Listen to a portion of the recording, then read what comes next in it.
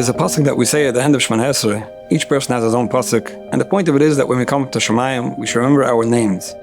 Now, one may think, remember my name? That's not something I usually forget. But even when we're here in this world, we tend to forget who we really are. I was talking recently to a young man, how he is, how he's doing, and he tells me, I don't daven. I said, you don't daven? Why not? He said, well, I'm a shaygitz, and a shaygitz doesn't daven. I said, what makes you think you're a shaygitz? Well, there are things that I shouldn't be doing that I do. And if that's the case, and that's who I am, then how could I daven? It wasn't a big chiddush to me to hear this. Unfortunately, very many people deal with what I'll call an identity crisis, not knowing who they really are. I wrote a book, Get Along with Everyone, explaining people's personalities, giving understanding to interpersonal conflict, helping people resolve difficulties and challenges with other people. And I came to realize that so many people who read this book are able to assess properly the people around them, whether it's a spouse or children or workmates, family members, neighbors, and when it comes to themselves, they get it wrong. So many kind, soft, gentle people that are assuming that they're really bad, nasty, selfish people, thinking that they're arrogant, and other people that are actually quite self-absorbed, thinking that they're so selfless and always having in mind other people. It's amazing to see how off somebody could be in understanding who he really is. There's an old story of a Russian Yid who is traveling from one town to the next, hoping that by one town he'll get onto a train, get to the next city, and he's in the town, and it's cold outside, and it's nightfall. He can't go on anymore. He's looking for where to stay.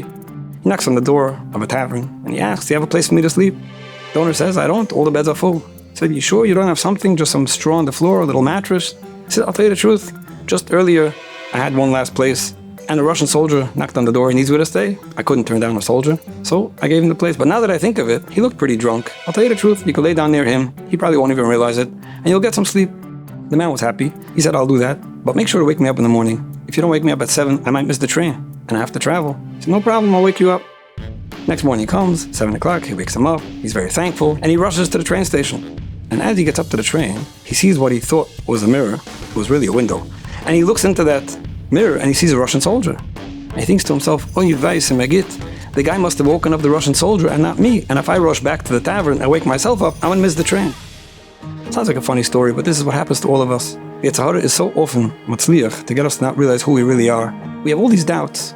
People have good days and they have bad days. People have the good times, and then they have the times where they fall through and do not such good things. And we're all like that. And it's up to us to decide, how are we going to identify ourselves? Am I a good person who sometimes does bad things, and I better get myself back on track because I want to be who I really am? Or am I really a bad person, so I'm wasting my time? The Yetzer Hara is sometimes even successful in getting people to doubt why they're doing something good. I'm in a good mood. I want to do the right thing. I want to be misgaber and this and so on. But maybe I'm only doing it because someone's watching me. Maybe I'm only doing it because I'm feeling bad about myself and I'm just trying to give myself some chizik. It's not really me. It's amazing how we can fool ourselves. There's the famous words of the Rambam, who says that when somebody is forced to give a get, and he says, Roitzani, it works, you know why? Even though he's being forced, but he really wants to be good. Every Yid wants to be good. Every Yid wants to be good. And we have to remember this at all times. Instead of seeing ourselves as bad people who are trying to struggle to sometimes do the right thing, it's important to remember we're really good. And we will remember that no matter how many times we fall, we get back on track. Because today, I want to be the real me.